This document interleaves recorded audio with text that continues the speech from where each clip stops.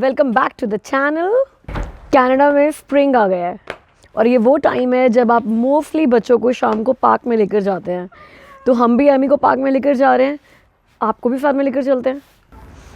चलें? Guys, are you ready? Let's go. Guys, do you know which way we have to go? You're right, that way.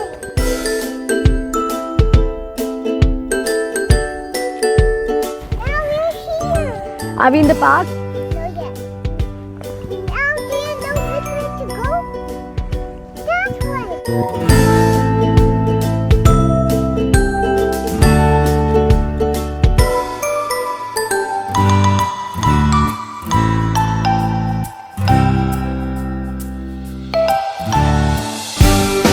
Spring time है, evening वॉक्स पे जाने का, socialise करने का, Canada के beautiful weather और नेचर को एंजॉय करने का।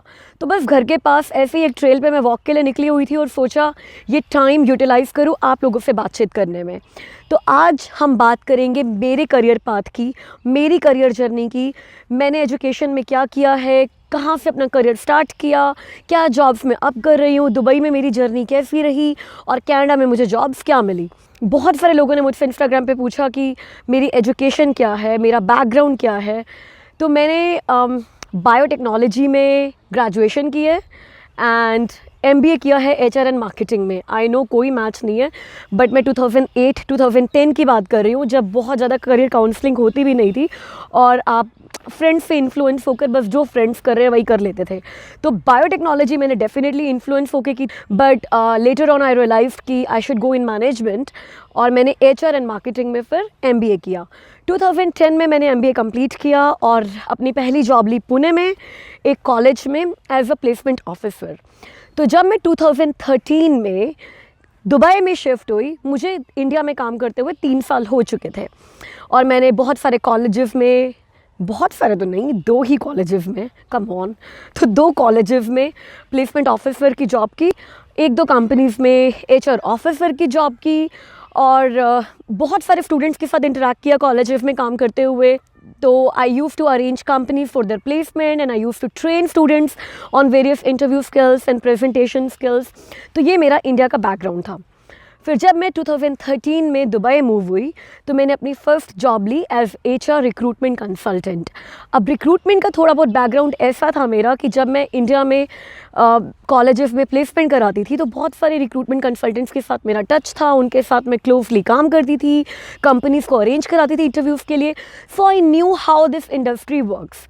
तो दुबई में मैंने बहुत ही बेसिक प्रोफाइल से शुरू किया, एक बहुत ही छोटी कंपनी में on a very starting level recruitment consultant की तरह मैंने वहाँ स्टार्ट किया। But I worked in that company for around 2 years and when I left that company I was the placement head of that company.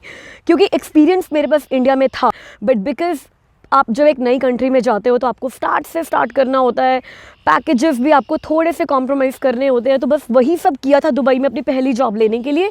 Luckily वो काम कर गया, जो एक्सपीरियंस चाहिए था वो एक्सपीरियंस भी मिला, जो लर्निंग्स चाहिए थी वो लर्निंग्स भी मिली और एक्सपोजर भी आया रिक्रूटमेंट इंडस्ट्री का एंड इट वर्कड वेल। तो 2 साल के बाद मैंने वो कंपनी छोड़ी एक कॉर्पोरेट प्रोफाइल के लिए। एक बहुत अच्छी कंपनी में मुझे रिक्रूटमेंट स्पेशलिस्ट का प्रोफाइल मिला दुबई में and on triple the salary. Because Dubai में यही एक ख़ास बात है, आप अपनी पहली जॉब लेना आपको थोड़ा सा मुश्किल हो सकता है। एक बार आपको दुबई का एक्सपीरियंस हो जाता है, आप इंडस्ट्री को समझने लग जाते हो, आपके थोड़े बहुत कनेक्शंस हो जाते हैं, तो आपके पास दूसरी जॉब मिलने में या फिर तीसरी जॉब मिलने में सैलरी इज़ नो बार। तो जो लोग दुबई में अपनी करियर स्टार्ट करने के बारे में सोच रहे हैं या फिर दुबई जाने के बारे में सोच रहे हैं या दुबई में हैं, उनके लिए मेरा सजेशन यही है कि येस, दुबई में पहली जॉब मिलना थोड़ा सा मुश्किल ज़रूर है, आपको पेशेंस रखना पड़ेगा। सेम लाइक दुबई में क्यों, it is true for every country right, क्योंकि वो कंट्री नहीं है, आपको उस कंट्री के बारे में नहीं पता, उस कंट्री के लोगों के बारे में नहीं पता, उस कंट्री में आपकी इंडस्ट्री काम कैसे करती है इसके बारे में नहीं पता, तो आपका लर्निंग का स्कोप थोड़ा ज़्यादा होता है। तो आप अपनी पहली जॉब हमेशा एक लर्निंग की तरह लीजिए और बस इंडस्ट्री में स्टार्ट कीजिए। एक बार आपने उस इंडस्ट्री के बारे में नॉलेज ले लिया तो आप अगली जिन भी कंपनीज़ में जाएंगे, you will not be a fresher for that company और दैट इंडस्ट्री और that country. and you will get a better salary, better profile, better package. That's what happened with me in Dubai. तो मैंने फिर इस company में काम किया as recruitment specialist, और उसके बाद I thought to start my own consulting company which I did. And हम जब कनाडा मूव हुए थे तो मुझे दुबई में अपनी रिक्रूटमेंट कंसल्टिंग कंपनी स्टार्ट किए हुए और अपनी कंपनी में काम करते हुए 1-1.25 हो गया था, and that was running pretty well. अब जब हम कनाडा आए तो मुझे पता था जो स्ट्रगल्स, जो चैलेंजेस मैंने दुबई में फेस किए थे, उन सब से कुछ लर्निंग्स मेरे पास थी. एंड आई न्यू कि यहाँ कनाडा में भी मुझे एक बार at least on my first job industry में एंट्री लेने के लिए रिक्रूटमेंट कंसल्टेंट या रिक्रूटमेंट ऑफिसर की लेनी होगी, क्योंकि कनाडा का एक्सपीरियंस आपके पास नहीं है तो आपका रिज्यूमे उनके लिए इतना इंपॉर्टेंट भी नहीं होगा. तो मेरा रिज्यूमे बहुत सिंपल था. मैंने अपनी सारी रिक्रूटमेंट का प्रोफाइल दिखाया यहाँ पर. एटलीस्ट गुड पार्ट वाज मुझे इंटरव्यू कॉल्स 1 हफ्ते में ही आने स्टार्ट हो गए, और with in 1 month I had 2 job offers. अब जो पहला जॉब ऑफ़र आया वो एक आईटी रिक्रूटमेंट कंपनी से आया, जिन्होंने मुझे बोला कि वो आप कनाडा में बिल्कुल नए हो, आपको कोई एक्सपीरियंस नहीं है, आपको हमें टीच करना होगा, आईटी रिक्रूटमेंट भी आपने इतना नहीं सीखा है, तो आप एक बार हमसे स्टार्ट कीजिए बेसिक सैलरी पर. Basic is like $14 an hour. Though I was okay to compromise on my salary and everything because I knew Canada is new for me, but that was too low. And I thought it's only been 15-20 days. Let's give myself some more time. Probably there is something better waiting for me. And luckily it happened. Then I got another company. That was again a search firm. But उन्होंने मुझे Canadian standard के हिसाब से एक अच्छा package offer किया, because they considered my recruitment experience in Dubai में मैंने जिन इंडस्ट्रीज़ में काम किया था और ये सर्च फर्म यहाँ कनाडा में जिस इंडस्ट्रीज़ के साथ काम करती थी, those were similar. So I had the idea of profiles, their job descriptions, how to take interviews of those people, कौन से सही क्वेश्चन उनसे पूछे जाएंगे चेक करने के लिए कि वो उस जॉब प्रोफाइल के लिए क्वालिफाई करते हैं या नहीं. तो that company considered that and they offered me the position and I joined them. So I had my first job in my hand within 30 days of landing in Canada and I started with that company. But मन में फिर भी एक था कि I think I deserve more. थोड़ा सा package और अच्छा मिल सकता था अगर मैं थोड़ा सा और वेट कर लेती, बट ठीक है, जो भी एक थोड़ा सा डिसेंट चीज़ मेरे पास आया मैंने एक्सेप्ट कर लिया. मन में ये चीज़ थी. अब इस कंपनी के साथ स्टार्ट करने के 15-20 दिन में क्या हुआ, तो जिस कंपनी के पास मैं आज काम कर रही हूँ, अब इस कंपनी का इंटरव्यू कॉल मुझे आया, क्योंकि मैं अभी प्रोबेशन पीरियड में ही थी अपनी प्रेजेंट कंपनी के. और इस कंपनी का अच्छी बात ये थी कि ये कॉर्पोरेट फर्म थी. It was a bigger and the better brand than the company I was working for, और वो प्रोफाइल भी बहुत अच्छा दे रहे थे और पैकेज भी as compare to what I was taking उससे काफ़ी अच्छा था. तो मैंने जाकर इंटरव्यू दिया और उन्होंने मुझे फिर इंटरव्यू में वही बात बोली कि ये आपकी कनाडा में पहली जॉब होने वाली है, आपके पास कनाडा का एक्सपीरियंस नहीं है, तो हम आपको जो हमने इस प्रोफाइल के लिए पैकेज डिसाइड किया है वो नहीं देंगे, उससे थोड़ा कम देंगे. और क्योंकि मेरे पास एक जॉब थी ऑलरेडी, मैंने उनके साथ नेगोशिएट किया. जनरली जब आप एक कंट्री में नए होते हो और आप अपनी फर्स्ट जॉब ढूंढ रहे होते हो तो आपके हाथ में बहुत ज़्यादा नेगोशिएशन पावर नहीं होती है, बिकॉज आपको लगता है कि बस पहले एक जॉब मिल जाए, स्टार्ट करें. बट मेरे पास एक डिसेंट सैलरी की जॉब तो ऑलरेडी थी और मैं इस कंपनी में इंटरव्यू देने इसलिए गई थी बिकॉज ये पैकेज अच्छा ऑफर कर रहे थे, कंपनी बहुत बढ़िया थी, ब्रांड अच्छा था, प्रोफाइल अच्छी थी. तो मुझे लगा कि I don't have anything to lose, why don't I negotiate with them. तो मैंने उनको बोला कि it's not that it's my first job, though या I am working only for 15 days, but I am working in a company and I have a decent package. तो either you have to give me the package you have decided for this profile which you might offer to any other Canadian experienced recruiter, or probably that's not for me. They liked it. Luckily they liked it. I was lucky they liked it. And they acknowledged my experience and they offered me the job with the package they decided for that particular profile.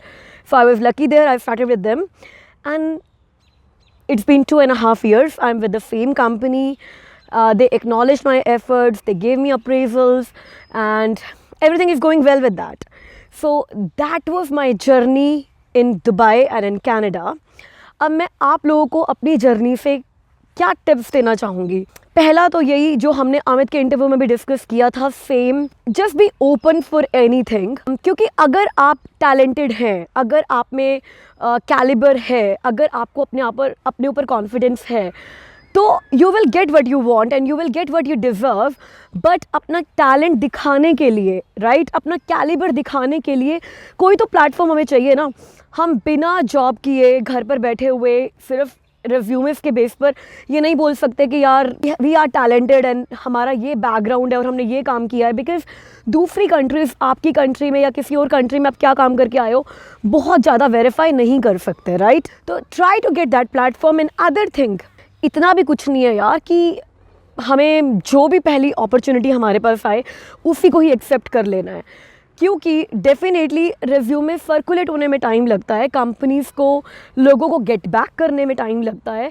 कुछ hiring strategies होती हैं जो वो लोग सोच रहे होते हैं कि यार इस दिन इंटरव्यू लेंगे, इस दिन कॉल करेंगे, या हो सकता है जिन कंपनीज़ में आपने अप्लाई किया आपका सिलेक्शन मतलब आपका रिज्यूमे सेलेक्ट नहीं हुआ या उन्होंने आपको इंटरव्यू के लिए नहीं बुलाया, किसी और को बुलाया, किसी और को सिलेक्ट कर लिया, उस बंदे ने ज्वाइन नहीं किया and now they are again in the market looking for the right candidate, right. अब यहाँ पे शायद कई लोग बोलेंगे कि मैंने 15 ही दिन में एक कंपनी छोड़ दी और दूसरी कंपनी में ज्वाइन कर लिया, that was not fair, that was not good. तो हर बंदे के अपने पर्सनल ओपिनियंस होते हैं। मुझे लगता है कि यार जब तक आप प्रोबेशन पीरियड पे हो तब तक आपके पास और कंपनी के पास दोनों के पास राइट है देखने का कि कौन सी कंपनी कौन सी प्रोफाइल आपके लिए बेटर है और आप चेंज कर सकते हो। हाँ, प्रोबेशन कंप्लीट होने के बाद या फिर जब आप 2-3 महीने किसी कंपनी के साथ काम कर लेते हो एक कमिटमेंट होने के बाद, that's a different thing. But 15 दिन में तो आप मैनेजमेंट को, प्रोफाइल को, कंपनी को इतने अच्छे से शायद समझ भी नहीं सकते।